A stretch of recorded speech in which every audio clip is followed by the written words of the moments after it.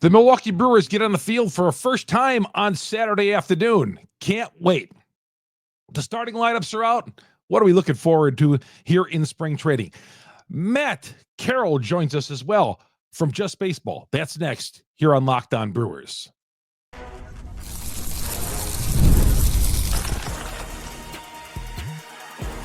You are Locked On Brewers, your daily Milwaukee Brewers podcast. Part of the Locked On Podcast Network, your team every day. Anything that warms up a cold winter's day in the state of Wisconsin, then turn it on the TV and seeing a Saturday afternoon exhibition game on TV with our favorite nine, the Milwaukee Brewers. Well, that's going to be the case amongst all the college basketball that's going on. The Brewers will be playing tomorrow afternoon on TV. Can't wait to watch them. The starting lineups are also out. We'll give you that coming up here in a little bit. Chuck Freeman, Locked On Brewers, part of the Locked On Podcast Network. We are your team every day. Good to have you along. We'll tell you about the different places you can get our podcast in case you're a first-timer here. But want to bring in our guest today, Matt Carroll from Just Baseball. He's been writing a lot about the Milwaukee Brewers, our favorite baseball team. I assume he's your favorite baseball team as well, Matt. How you doing? I'm pretty good. How are you? Baseball's back. We did it. We made it. It is. How do you feel like? I mean, I know you can't watch every exhibition game and spring training game. Well, there's some people that do. I mean, sometimes it gets a little monotonous, those spring training games. But you fired up for tomorrow?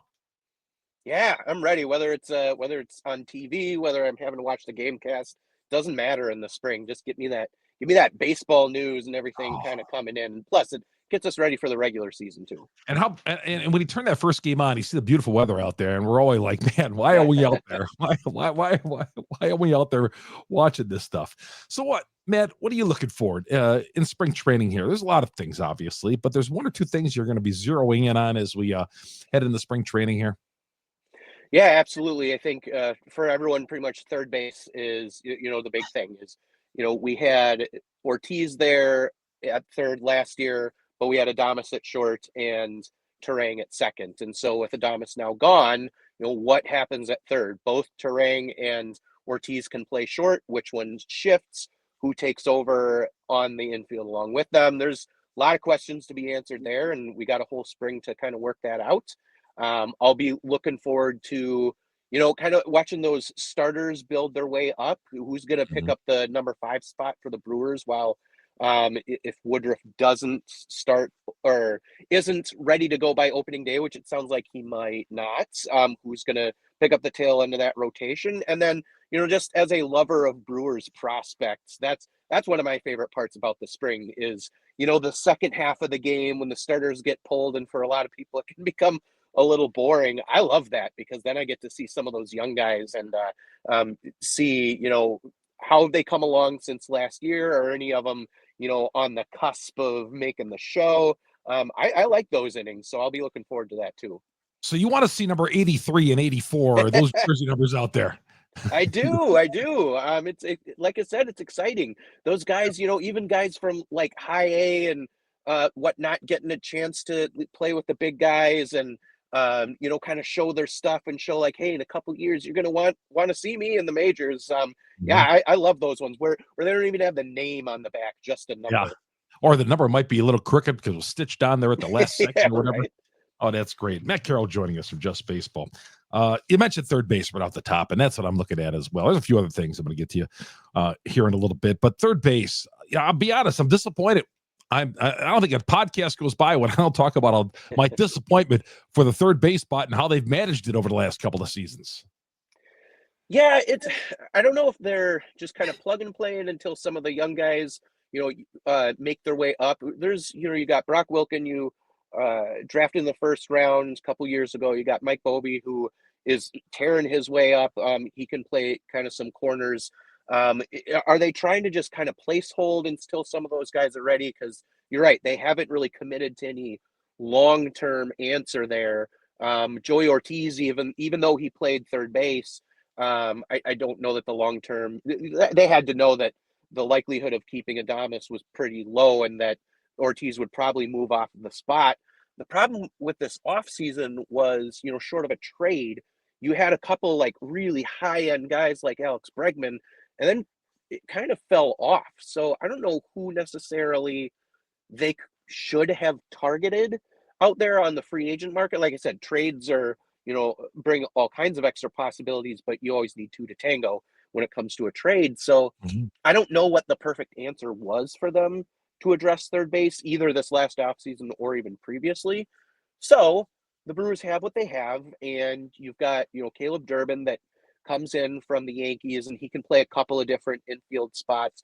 You still got Oliver Dunn, and I'm not saying that, you're basing your future off of Oliver Dunn, but he's a guy who he started off pretty hot last year before he cooled way back down, and then ended up spending a lot of that time down in AAA, unfortunately. So you're going to work with what you have, and it sounds like, based off of Pat Murphy's comments, they're going to kind of rotate guys around, multiple different positions, because all of those guys, when you include Ortiz and Turang, can play multiple infield spots. Turang came up as a shortstop, but is now a platinum glove second baseman. So you could shuffle it around quite a bit, but really third base is what it comes down to and what the answer is going to be there.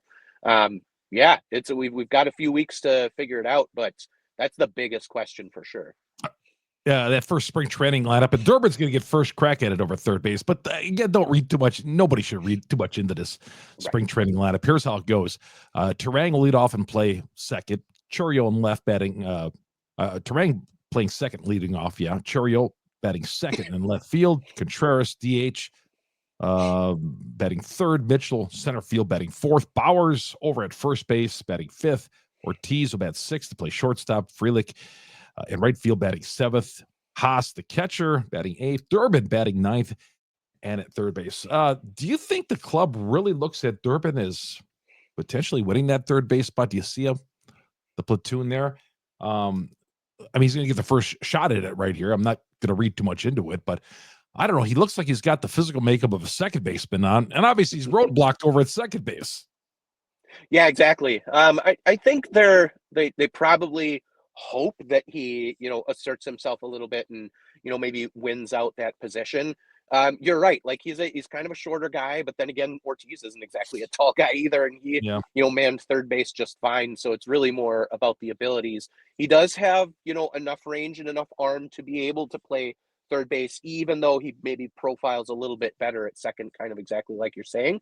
But I think if everything worked the way the Brewers hope it does, that Durbin does show that he can kind of man that position and win out the primary starter's role. But we know the Brewers. We know they like defensive flexibility. You'll have guys like I said, Oliver Dunn and Andrew Monasterio, and a lot of those infielders who can play multiple positions, kind of mix and matching a little bit. And so just because a guy is a primary starter certainly doesn't mean that you won't see a lot of other possible guys filtered into there. So we'll see. But I think in an ideal world, Durbin wins that out and the Brewers are happy, because then that makes that Devin Williams trade even more worth it.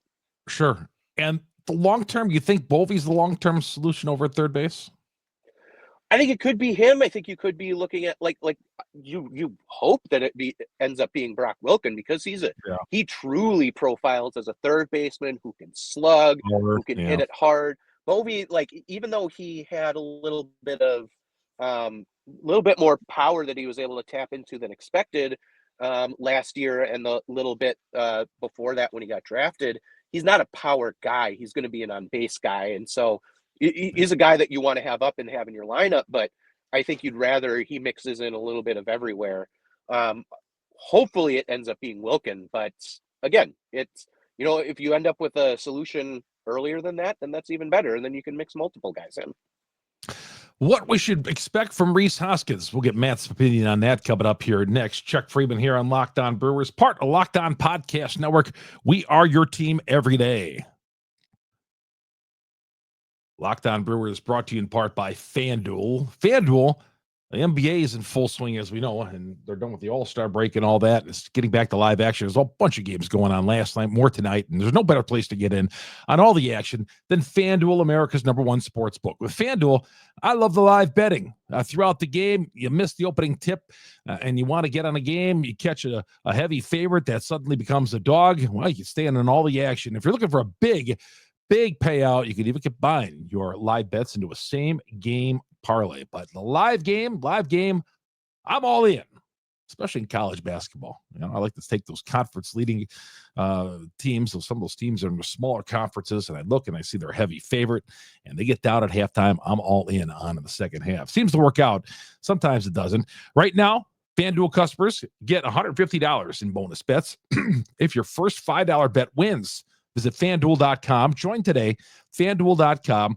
FanDuel.com. Your shot at $150. You win that $5 bet, they're going to put $150 into your account. Make every moment more with FanDuel. FanDuel, the official sports betting partner of the NBA. Chuck Freeman here on Locked On Brewers, part of the Locked On Podcast Network. We are your team every day. You get our podcast on Google, Spotify, Apple. We're on all the major downloads. Wherever you download your audio podcast, we are there. And, of course, our growing YouTube page. Search Locked On Brewers. Hit the subscribe button. Hit the bell. That'll alert you every time we drop an episode here on Locked On Brewers. Man, Matt Carroll joining us for Just Baseball, enjoying the winter months here in the great state of Wisconsin. Rhys Hoskins says he's settled in after 1 year. He's got another year of away from that knee surgery he had a couple of seasons ago. I said yesterday, Matt, and I've been saying about Rhys Hoskins, is there any reason why he can't hit 30 to 40 home runs and a hitter-friendly park at AmFam Field, fully healthy, get him the everyday first base spot, and let him go? Yeah, I absolutely believe he can do that. I would be shocked if he had another year that ended up looking like last year. And let's be honest, he was still a run producer last year at 20-plus homers, and I think he was over 80 RBIs, if I remember correctly. But, hitters like him usually flourish in a place like American Family Field. And there's no reason he shouldn't improve over last year. He was coming back from an ACL injury, and there's plenty of professional athletes in all kinds of sports who come back from an injury like that. And even though, structurally everything's better and they seem to look good and everything they say sounds confident, there's still that little bit of tentativeness where you just don't look right and you take a little bit to adjust on your way back. And I think there was probably a little bit of that with Hoskins. With what his season ended up looking like in terms of, strikeouts and average and things that were lower than his career average, or career marks, I should say, something had to be affecting him a little bit. And plus it was, he had spent his career in Philly, and it's his first time, being away from a place that embraced him and his family. And, I'm sure there was a little bit of that went into it too, but there's no reason that a athlete like him can't bounce back and look awesome for the Brewers this year. I don't want to see it a platoon spot, although Bauers pinch hit for Hoskins in the postseason last year. And I've said this where they felt so little of Hoskins that they put Bauers up, and it was a good move because Bauers hit the home run. And then he got, and then the Brewers didn't want him anymore. He hit the home run, and they were like, and then they brought him back at a minor league deal. So Bauers, do you think he makes this team as maybe, could he platoon with Hoskins over there? I hope not. Again, like if we're going to talk ideally, I think ideally you want Tyler Black to end up winning that out. And I know it's a little bit less of a classic platoon situation there, but like Tyler Black, he's proven everything that he needs to prove in the minors. He's flourished at every level he's gone at. He's put up, stud numbers. At this point, he just needs the chance to play in the majors. And I think that as long as he, doesn't crash and burn in the spring or look terrible during Cactus League games, I think that backup spot is really his to lose. Like, I know they have the familiarity with Bauers. I know Bauers came up, in a lot of big moments for the Brewers last year. Again, even though he wasn't necessarily, crushing it, he had some big late game theatrics on more than one occasion. But they do really believe in Tyler Black, and I think they want him to win out that position. And if he shows that he's the guy, then I think he ends up being the backup over Bauers. But he'll have a shot. Yeah, this is a big spring training for him, isn't it? Tyler Black. Yeah, absolutely. Again, like you don't want to just stash a guy like that in the minors. Like, if you don't win a spot, you don't win a spot. I get that, but you don't want to just continue to stash a guy like that in the minors and let him waste away. At some point, if you think he's a part of the future of your team, he's got to get those reps in at the big league level against big league competition. And so, yeah, this is absolutely a big year for him to show that, you know what, I deserve that chance and I deserve to stick around on the major league roster. And he showed little glimpses here and there last year, but he just couldn't keep doing it consistently. And that's why, you know, he ended up down in the minors as much as he was. And so, yeah, big, not just a big year, just big spring for him. Yeah. Yep. Without question. You know, this the starting rotation, I'm liking it a lot better than a lot of other people out there like it. I don't mind it. Before we get to that, you know, there's some rumblings the Brewers are maybe interested in Jose Quintana. Who would he replace in that starting rotation? I like this five the way it is. Even I want to give Ashby a shot at it. Yeah, I do too. I don't think you sign Ashby to the long-term contract that you did at the time with the intent of him being in the bullpen for the length of the contract. Kind of the same thing as Freddie when they signed him to his extension. Mm-hmm. Yeah, he was pitching out of the bullpen at the time, but they flat out said that, you know, the long-term plan for him is to be a starter, and that's exactly what happened. But, you know, you've got Woodruff once healthy to join Peralta at the top of the rotation. You've got Nestor Cortez, who even in a down year last year had good numbers. You got Aaron Savali and then Tobias Myers, who was fantastic as a rookie and now gets to jump into year two. So fully healthy, there's your five. And then past that, yeah, you've got DL Hall and Aaron Ashby looking for potential, you know, sixth man in the rotation, you know, fill-in spots while Brandon Woodruff's out. And yeah, I want to see those guys. I know Hall's hurt. It remains to be seen exactly how long that lat injury is going to keep him out. But I'm a big Aaron Ashby believer, and I was happy to see him kind of pick things up towards the end of last year. I want to see him get a shot and mow guys down as a starter. And Quintana, you know, he's coming on the downside of his career. He's older. He was okay last year. When I pulled up the numbers, I was a little bit surprised. I think he started off rough and maybe kind of turned things around. But I don't know. Like, is it really that important to go out and get an aging starting pitcher when you've got these, like you said, you know, young guys like Ashby that you could possibly keep developing? Yeah, I'd rather stick with what we got too. Yeah, I keep hearing, well, Quintana's a Brewer killer. Didn't we beat him in 163 down at Wrigley back in 2018? So I thought Quintana started that game last I checked. I got the scorecard up here even in back of me. Yeah, there you go. Yeah, I mean, it was a close game. We know that. But hey, a win's a win, baby. Yeah, a win is a win. Got to win over that guy in one of the bigger games in recent memory. We're talking Matt Carroll from Just Baseball. Chuck Freeman here. Locked On Brewers, part of Locked On Podcast Network. We are your team every day.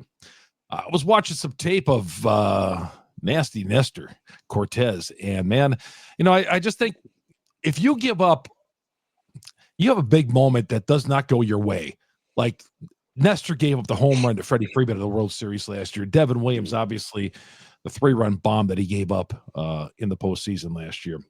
I think that sticks with fans. It does. And I'm like, man, I know it's a big moment and all that, but every time I read something about Cortez, it's like, well, he gave up the grand slam to Freddie Freeman. Well, he threw it in his wheelhouse. I get it and all that, but I'm not going to just help the guy out for giving up one home run in a postseason game. Listen, a lot of people have given up home runs to Freddie Freeman. And in Devin Williams' case, if you look at him, a lot of people have given up home runs to Pete Alonso. It's kind of you got to have the NFL cornerback mantra of short memory, right? Like it's the same thing there. Like you're going to get burned on a pass play and you have to put it behind you and, you know, just be ready for the next play and try and do your best. And for these guys, you have to have, it'll stick with you. Yeah. And it'll stick with the fans too, but you've got to have that short memory and just kind of move on. And these guys are athletes and they've been at it for years and they've kind of conditioned themselves to do that. And even though Cortez had that unfortunate incident, again, like overall his season was actually good. His career numbers are good, and that's what you remind yourself. Like, I'm a major league pitcher. I've struck out plenty of good batters across the many years that I've been in the league, and I'm good enough to have been in the league for multiple years. And so that's the part that you remind yourself of. You remind yourself of the positives and things you can do, as opposed to the, that one thing that went wrong. And I expect him to bounce back just fine. And as soon as he, strikes out 7, 8, 9 in a game for the Brewers, I think that's what the fans are going to start remembering.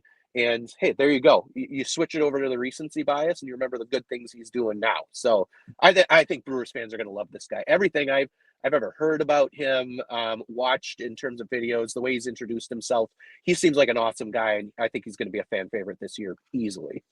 All right, one more segment before we let Matt go. We're going to ask him who he thinks could challenge the Brewers in the NL Centrals. We asked all our guests about that. Chuck Freeman here, Locked On Brewers, part of the Locked On Podcast Network. We are your team every day. Wonderful pistachios. Yeah, I love to work out, and afterwards, I don't want to eat something heavy, so I have the pistachios inside the yogurt, and I'm good to go. Wonderful pistachios, one of the highest protein nuts. Each 1 ounce serving, 6 grams of protein, giving you over 10% of your daily value. Plus, they're packed with fiber and better for you unsaturated fats to help you keep you feeling fuller longer. Man, it lasts me to dinner time. I'm trying to watch what I do here and all that. And wonderful pistachios, great route for me. Plus, they really, really taste good. Wonderful. They pack 9 essential amino acids, always good for you. And the no shells, wonderful pistachios for that grab and go ease. Grab some of it and go, and you are on your way while you're driving the car to pick up kids or whatever, or that great afternoon snack.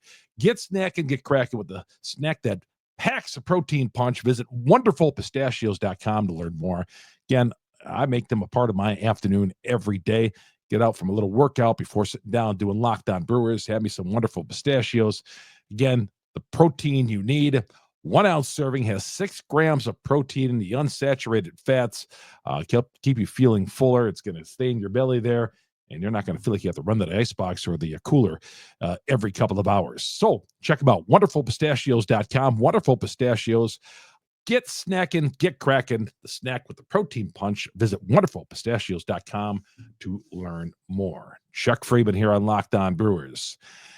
And our guest today is Matt Carroll from Just Baseball. Follow him on Twitter, by the way, MKE Matt 13. MKE Matt 13. He's a big Zach Greinke fan or a Billy Joe Robideau fan. I think that's why he's got the 13, right, Matt? That's right. Yep, I remember him from back in the day. Oh, Billy Joe Robideau. I remember one time he was on TV on a nationally televised game, and they pronounced his name Billy Joe Robidux. I'll never forget it. The NL Central. the NL Central. Can the Brewers do this again? Who's going to be their challenger? Yeah, I mean, I think the Brewers can do it again because everyone's doubting the Brewers once again, and that seems to be what fuels them. But in terms of challengers, most outlets seem to be predicting the Cubs to take first place in the NL Central, so I think you have to start any conversation with them. I know they brought in Kyle Tucker, but they also lose Cody Bellinger, who's now over in New York. So, you gain a little bit, you lose a little bit. They're going to be relying on some young guys. They no longer have. They had brought in Paredes, and he's now gone as well. So, I think it starts there. I think they've been building. You've got another year with Counsell at the helm. They've got talent. Like, we can't deny that they've got talent. Will their pitching hold up this time? I don't know.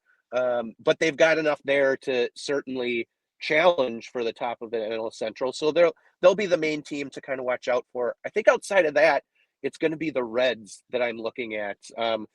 Cardinals still rebuilding. They weren't able to trade Arenado, so they weren't able to bring in replacements for him and build up towards that. The Pirates, I think they'll be pesky. I don't think they made enough, major moves by any means in the offseason to all of a sudden be contenders, although they've got some brutal pitching over there. But the Cincinnati Reds, like every year, it seems like they talk about they've got this talented young core, and are they going to finally break out? And a couple of years ago, it didn't quite happen. Last year, a bunch of those young guys got hurt, and so that kind of really stopped them. I think if they stay healthy, they're a team where, and now they've got Francona at the helm too. Got to throw that in there. I think they're a team that could put it all together. It's just a matter of whether they will. Ellie De La Cruz, like, oh man, he can do some stuff out there. Matt McLean, super talented. Hunter Green in the rotation, Andrew Abbott as well. Like, there's so much talent there, and it's young. But sometimes with young guys, it's are they able to step up to the challenge? So at some point, I feel like they will. I just don't know if it'll be this year yet. But Cubs overall, that's who I'm watching out for, and then Cincinnati. I picked the Reds last year. I was wrong. I'm not picking the Brewers until I see otherwise. That I was a doubter last year. Didn't see 93 wins, but I'm done doubting the Milwaukee Brewers, man. Until they prove me otherwise, and I got to pick them again for win. I got to pick them this year for winning the division. So they're still the champs. Yeah. Until you beat the champs, you're still the champs of the division. That's right. How about that? That's right, Matt. Appreciate you coming on. Thanks a lot. Look at his work at Just Baseball. Matt Carroll does some great Brewers coverage. And hey, Matt, we'll be checking with you during the season if that's okay. Yeah, absolutely. Always a pleasure. All right, very good. Matt Carroll joining us from Just Baseball. This is Chuck Freeman. Hey, thanks for making us your first listen every day here on Locked On Brewers. For your second listen, go to Locked On MLB. My guy Sully's got all the spring training news, and I'll be appearing on as there is a guest here very, very soon on Locked On MLB. Until then, see you on Monday, everybody, and we'll talk about these weekend exhibition games with the Milwaukee Brewers. Chuck Freeman, Locked On Brewers, part of the Locked On Podcast Network. We are your team every day.